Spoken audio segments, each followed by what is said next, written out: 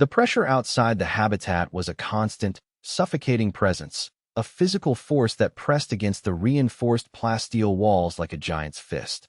Inside, the air hummed with the quiet hum of life support, the low thrum of machinery, and the occasional murmur of voices. Kale adjusted the settings on the sonic resonator, his fingers moving with practiced precision.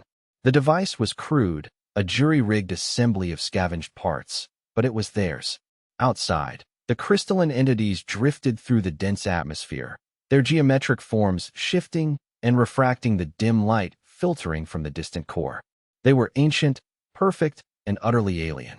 Kale had seen one up close once, its facets shimmering with a cold, calculated light, as if it contained the sum of all its memories in flawless symmetry.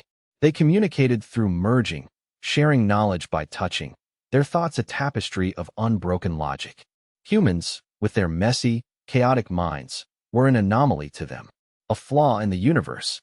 Kale's team called it the hum, a low-frequency vibration they discovered disrupted the entity's crystalline structure. But it wasn't enough. It only annoyed them. They needed something more. Something that couldn't be predicted, something that defied their perfect patterns. Laughter. The absurd, unpredictable sound of human laughter. It was a weapon no one had ever thought to use. Lyra sat in the dim light of the habitation module, her face illuminated by the glow of a datapad.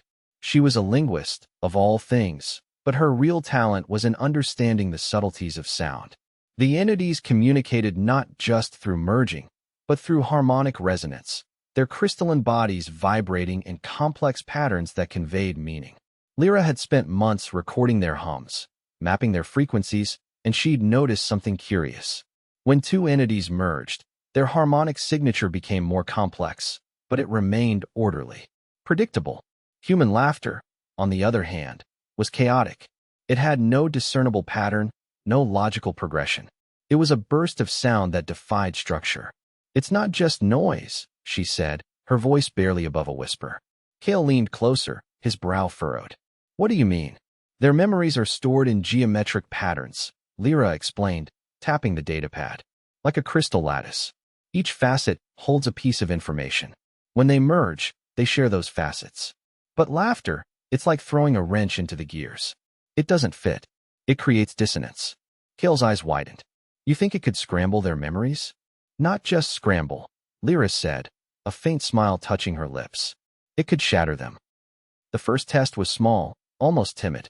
Kale stood on the observation deck, the sonic resonator in his hands, while Lyra monitored the readings from a safe distance inside. Below, a single entity drifted, its facets shimmering in the dim light. Kale took a deep breath, then activated the device. But instead of the usual low-frequency hum, he played a recording of a child's laughter, bright, pure, and utterly illogical. The entity froze. Its facets, which had been shifting in a slow, deliberate rhythm, began to twitch. The laughter was a foreign language, a sound that made no sense, and the entity's crystalline structure couldn't process it. It vibrated, not with harmony, but with discord. Then, with a sound like shattering glass, one of its facets cracked. Kale stared, his heart pounding. It worked. But the entity didn't die. It simply broke. A piece of it fell away, dissolving into the atmosphere. The remaining entity retreated, its movements frantic, its harmonic signature a mess of static. Lyra's voice crackled in his ear. "It's not just disrupting them. It's hurting them." Kale looked at the resonator in his hands.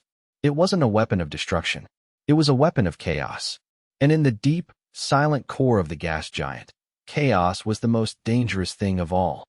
The rebellion began not with a bang, but with a whisper, then a giggle, then a full-throated laugh that echoed through the corridors of the habitat. The humans had learned to weaponize laughter, not just as a sound, but as a feeling. They told jokes, shared stories, and even cried. Tears, they discovered, had a similar chaotic effect on the entities.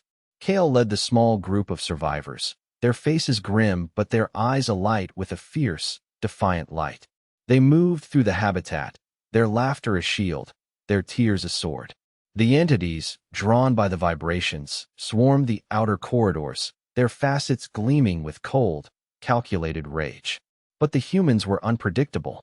They didn't fight with logic or strategy. They fought with absurdity. One man told a knock-knock joke, while another wept into a sonic resonator, the combined sound creating a dissonance that made the entity's crystals fracture. Kale watched, his breath catching in his throat, as the crystalline beings recoiled, their perfect patterns unraveling. They couldn't understand it. They couldn't adapt. And in that moment, Kale realized the truth. The entities weren't just storing memories. They were trapped by them. Their perfect logic was their prison. And humans, with their messy, chaotic emotions, held the key. The final stand was in the central habitat chamber, where the air was thick with the scent of ozone and fear.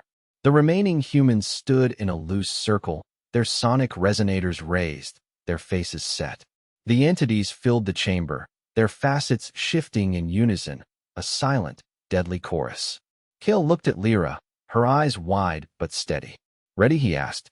She nodded, a small, fragile smile on her lips. "Ready." Then, Kale did something no one expected. He started to laugh. It wasn't the controlled, weaponized laughter of before. It was real. It was the sound of relief, of defiance, of the sheer, absurd joy of being alive. One by one, the others joined in. Their laughter filled the chamber, a wave of chaotic sound that washed over the entities. The crystals began to vibrate, then to crack. The facets, which had held the memories of eons, began to shatter. The entities recoiled, their harmonic signatures dissolving into static. They couldn't comprehend the laughter. It was a sound without reason, a feeling without logic, and in their perfect, ordered world, it was an existential threat. As the last entity dissolved into dust, the laughter faded, leaving only the quiet hum of life support and the sound of human breath. Kale looked around the chamber, at the faces of his people, their eyes shining with tears and triumph. They had won not with weapons, but with something far more powerful. They had won with laughter. And in the deep, silent core of the gas giant, the sound echoed, a testament to the beauty of imperfection.